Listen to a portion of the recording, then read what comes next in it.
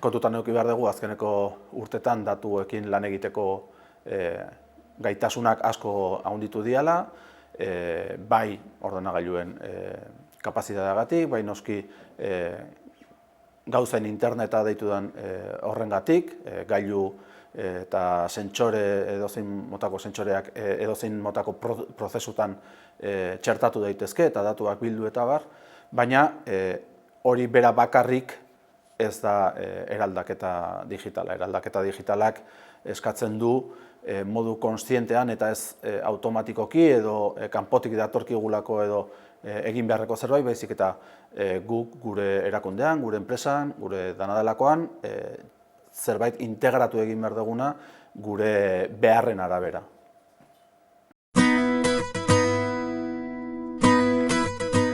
Ez hori da.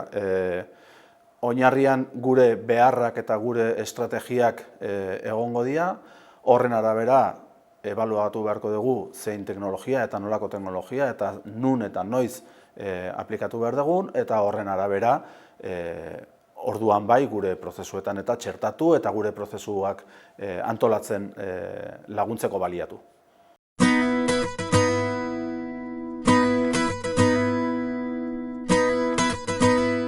Bai, gure ikuspegia, halako ikuspegi integral osatu bat eskaintzea da.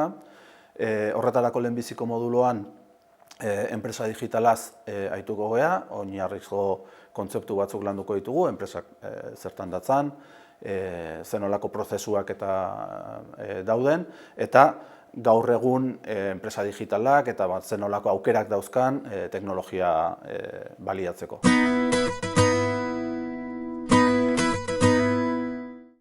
Bai noski, ezinezkoa da adimen artifiziala ekiditea, baina ez bakarrik adimen artifiziala, baizik eta datuak prozesatzeko teknologia desberdinak, ikasketa automatikoa, azken finean hau edanak estatistikan oinarritzen dira, eta ikasketa automatikoa eta hortikan aurrea, eta adimen artifiziala azkeneko garapen gisa ere noski, modelo desberdinak, adimen artifiziala zaigeanean gauza asko nahasten dira, orduan ze modelo desberdin dauden, bakoitzaren onurak eta akatsak edo alde batera utzi beharrekoak, eta berriro ere erabaki, informatutako erabaki bat hartzeko.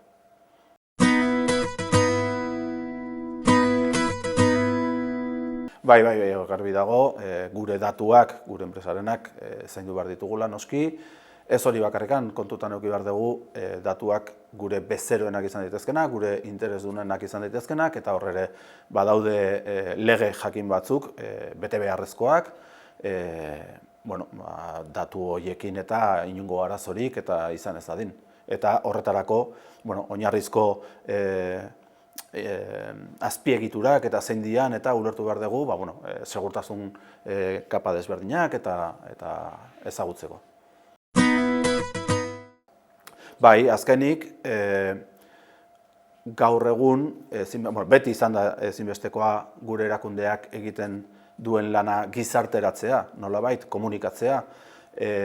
Gaur egun daukaguna da, geroz eta komunikatzeko bide eta modu desberdin gehiago, sare sozialak izan, bestelako komunikabideak izan, eta gure mezua bera sortzeko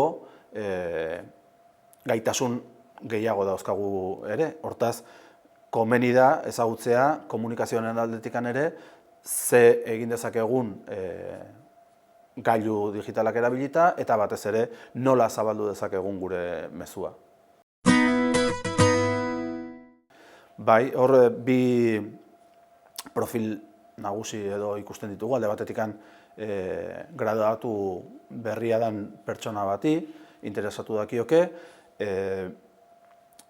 hor ikasketa desberdinak ditugu buruan, enpresan zuzendaritza, komunikazioa, zuzenbidea, gai batzuk atera dira, honezkeo moduluak aipatu ditugunean. Oinarrian ezagutza horiek eukita, digitaletatera nola ekarri daitezken eta sakontzeko, bai? Eta bestetik, honezkeo lanean nahi dan profesionalarentzat. Eta hor ere, profil desberdinak izan daiteke informatikari bat, bere ezagutzak berritu nahi ditunak, aspaldian ikasi zuen, eta bueno, egia da informatika behin da etengabe berritzen ari dela. Eta bestalde, informatikaria izan ez, baino enpresako izan daitezkeen eraldaketa digitaleko prozesuak eta zuzendu nahiko lituzken, edozein pertsonentzako interesgarria izan daiteke, bai.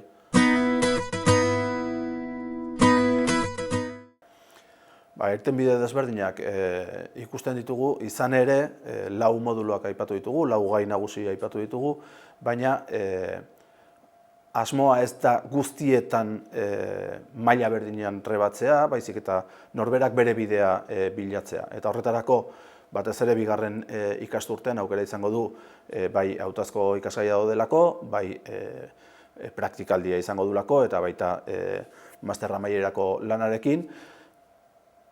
Gai horietako batetan, edo halako nasketa batekin, bere bide propioa egiteko. Eta hor, gaur egun badira hainbat profil gutxi gora bera finkatuta daudenak, izan daitezkena datuen analista, izan daitekena datuen arduraduna, izan daiteke komunikazio arduraduna, digitalitatean espezializatuta dagona, noski, eta izan daiteke sortu daitezken profil berriak gaur egun oraindik ezagutzen ez ditugunak. Izan ere, berriro diot, masterraren asmo nagusia digitalitatearen ikuspegi zabal bat ematea da, digitalitateak berakin dakartzan elementu teknikoak, baina baita gizartezkoa sozialak ere ulertzea, gure beharretara ekarri ahal izateko, egokitu ahal izateko, eta gure proiektuetan aurrera egin ahal izateko.